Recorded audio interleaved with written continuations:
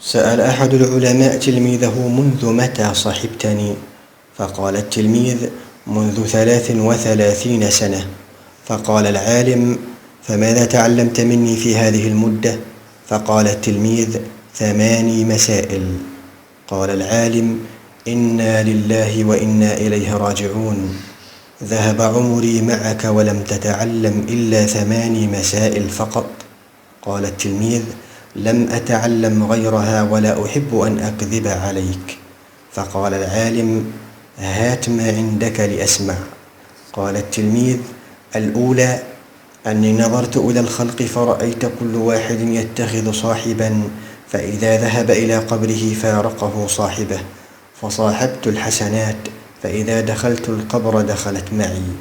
الثانية أني نظرت في قول الله تعالى: وأما من خاف مقام ربه ونهى النفس عن الهوى فإن الجنة هي المأوى، فأجهدت نفسي في دفع الهوى حتى استقرت طاعة الله تعالى في قلبي.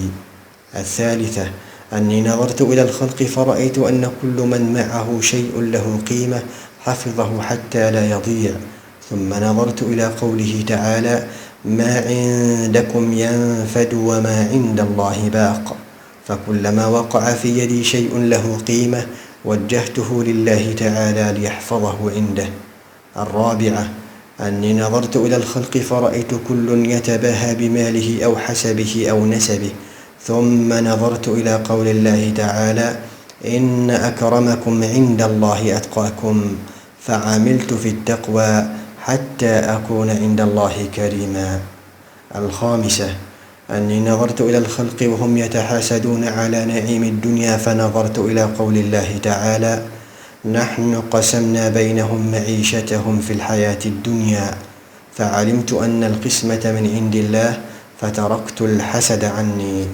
السادسة أني نظرت إلى الخلق يعادي بعضهم بعضا، ويبغي بعضهم على بعض، ويقاتل بعضهم بعضا، ثم نظرت إلى قول الله تعالى: إن الشيطان لكم عدو فاتخذوه عدوا، فتركت عداوة الخلق وتفرغت لعداوة الشيطان وحده.